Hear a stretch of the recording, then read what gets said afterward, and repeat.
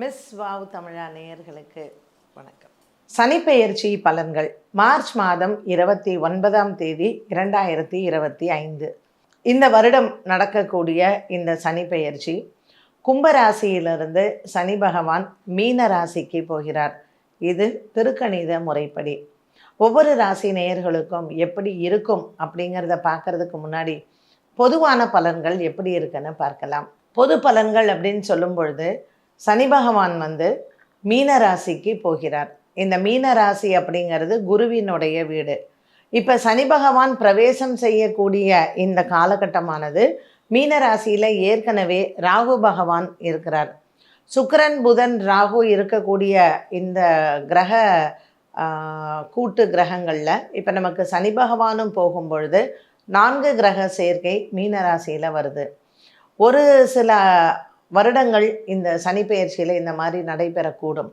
இப்படிப்பட்ட ஒரு கிரக அமைப்பில் இப்படிப்பட்ட ஒரு கிரகங்கள் சேர்ந்து இருக்கும் பொழுது இந்த கிரக சேர்க்கைகளில் இது நாட்டுக்கு நல்லதா அப்படின்னு பார்த்தீங்கன்னா கொஞ்சம் இந்த கிரக சேர்க்கைகள் பொதுவாக ஒரு உலக அளவில் பார்க்கும் பொழுது பிரகத் ஜாதகம்னு சொல்லும் பொழுது உலக அளவில் அது அவ்வளவு நல்ல ஒரு சேர்க்கை கிடையாது.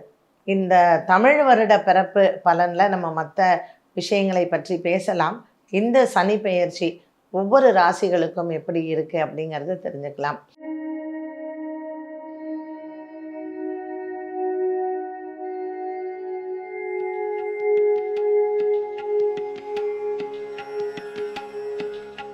துலாம் ராசிக்காரர்களுக்கு இந்த சனி பெயர்ச்சி எப்படி இருக்கும் அப்படின்னு பார்த்தீங்கன்னா, இப்போ இதுவரைக்கும் 5ஆம் இடத்தில் சனி பகவான் இருக்கார். இப்போ 6ஆம் இடத்திற்கு போகிறார்.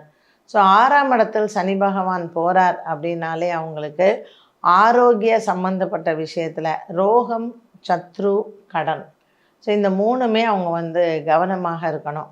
அது மட்டும் இல்லை, பணமும் வரும். நம்ம கடன்னு சொல்கிறோம் இல்லையா, ஆனால் தனமும் அவங்களுக்கு மகாலட்சுமி யோகத்தை கொடுக்கும் இந்த சனி பகவான் 6ஆம் இடத்தில் வரும்பொழுது.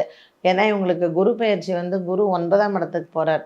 ஸோ துலாம் ராசிக்காரர்களுக்கு இந்த வரக்கூடிய சனி பெயர்ச்சி ரிஷபராசிக்கு எப்படி ரொம்ப நல்லா இருக்கோ அதே போல் இந்த துலாம் ராசிக்காரர்களுக்கும் மிகச்சிறந்த பலன்களை உங்களுக்கு கொடுக்க போகிறது.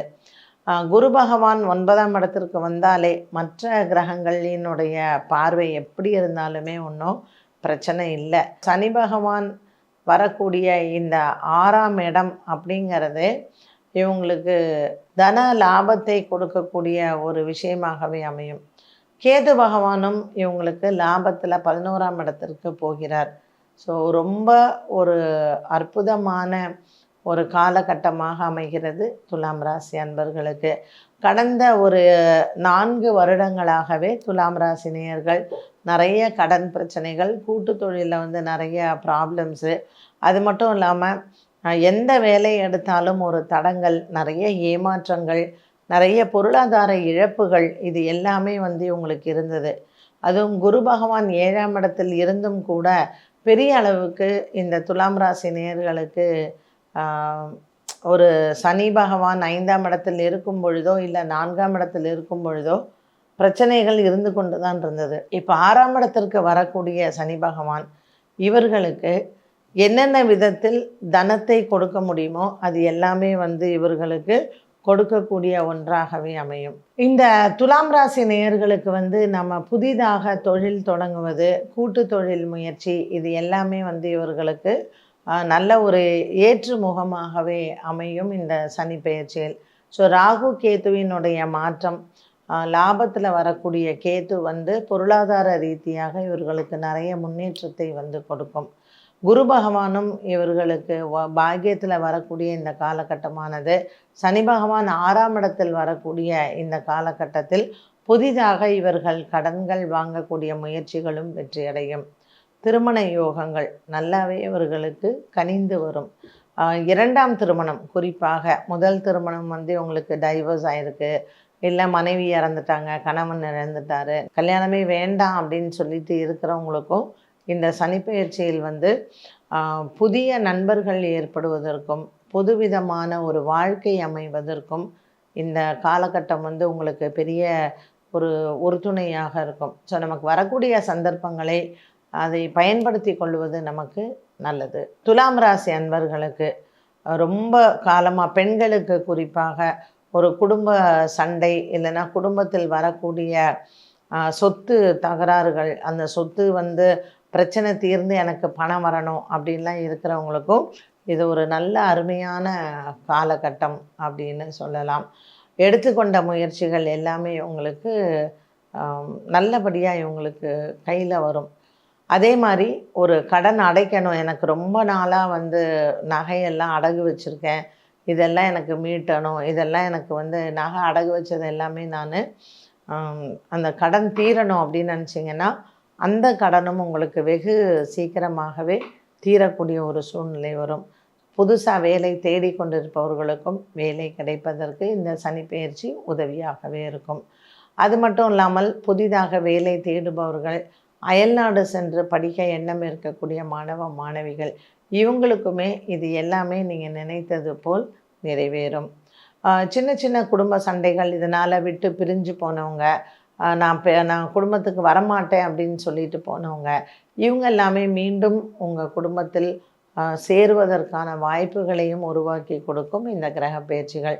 குறிப்பாக 6ஆம் இடத்தில் வரக்கூடிய சனி பகவான் கொஞ்சம் நமக்கு உடல் ஆரோக்கிய பிரச்சனைகளை கொடுக்கலாம். பெரிதளவுக்கு எந்த விதமான ஒரு பிரச்சனைகளும் இருக்காது. ஏன்னா குரு பாக்கியத்தில் இருக்கிறதுனால இந்த ரோகம் சத்ரு கடன்னு சொல்லக்கூடியது நமக்கு பாசிட்டிவான ஒரு விஷயத்திற்காகத்தான் இருக்கும். இது நாள் வரைக்கும் நீண்ட நாளாக ஐசியூவில் இருக்காங்க, இல்லை மருத்துவ சிகிச்சை பெறுறாங்க, ஒரு கிட்னி ப்ராப்ளம் இருக்குது, கிட்னி டயாலிசிஸில் இருக்காங்க, கிட்னி டிரான்ஸ்பிளான்ட் பண்ணணுன்னு சொல்கிறவங்க, இவங்க எல்லாத்துக்குமே கொஞ்சம் அந்த மருத்துவ செலவுகள் குறையும். அதே மாதிரி ஆரோக்கியத்துலேயும் கொஞ்சம் முன்னேற்றங்கள் நிச்சயமாக இருக்கும். ஸோ துலாம் ராசி நேயர்களுக்கு இப்படிப்பட்ட ஒரு கிரக அமைப்பு இருக்கும் பொழுது என்ன மாதிரி பரிகாரங்கள் இவங்க செய்யலாம், என்ன தான தர்மங்கள் எல்லாம் பண்ணலாம் அப்படின்னு பார்த்தீங்கன்னா, நிறைய தானியங்களை தானமாக கொடுக்கலாம். அரிசி, துவரம் பருப்பு, நல்லெண்ணெய். இந்த நல்லெண்ணெய் நெய், இந்த நல்லெண்ணெய் நெய் இது ரெண்டுமே கோவிலுக்கு நிறைய தானம் கொடுங்க. அரிசி, துவரம் பருப்பு இந்த 2 தானியமும் நீங்கள் ஓல்டேஜ் ஹோமு இல்லைன்னா அநாத ஆசிரமத்துக்கு குழந்தைகள், வேத பாடசாலையில் படிக்கக்கூடிய குழந்தைகள், இவர்களுக்கு அரிசி, துவரம் பருப்பு இது ரெண்டுமே தானமாக கொடுங்க. இந்த தானியம் தானம் பண்ணும் பொழுது நமக்கு இருக்கக்கூடிய கடன் பிரச்சனைகள் குறையும். அதே மாதிரி தெய்வ அனுகூலங்களும் நமக்கு நிறையா இருக்கும். ஸோ நெய், நல்லெண்ணெய் ஆலயங்களுக்கும், அரிசி, துவரம் பருப்பு இந்த மாதிரி அநாத ஆசிரமங்கள், தர்ம காரியங்களாக நீங்கள் வேத பாராயணம் பண்ணக்கூடிய இடங்கள் அங்கே நீங்கள் கொடுக்கலாம். இந்த துலாம் ராசி அன்பர்கள் ஆலயங்கள் சென்று வழிபாடுகள் எல்லாம் செய்யணும் அப்படின்னா ராமேஸ்வரம், திருச்செந்தூர், மதுரை, ஸ்ரீவில்லிபுத்தூர், திருக்கோஷ்டியூர் அந்த இடத்துல இருக்கக்கூடிய ஆலயங்கள். ஸோ நிறைய கோவில்கள் நமக்கு அந்த பக்கம் இருக்குது. குறிப்பாக திருச்செந்தூர் போங்க, ராமேஸ்வரம் போங்க, திருப்புல்லானி போங்க, உத்திரகோசமங்கை போங்க. ஸோ இந்த இடங்களில் போயிட்டு இறை வழிபாடுகள் எல்லாம் செஞ்சுட்டு வந்தீங்கன்னா உங்களுக்கு நல்ல வியாபாரத்தில் லாபங்கள், உடல் ஆரோக்கியத்தில் நல்ல முன்னேற்றங்கள், மருத்துவ செலவுகள் குறையிறது. அதே மாதிரி நமக்கு கூட்டு தொழிலையும் நல்ல ஒரு மன நிம்மதியும் நல்ல ஒரு ஆரோக்கியமும் உங்களுக்கு நிச்சயமாக கிடைக்கும்.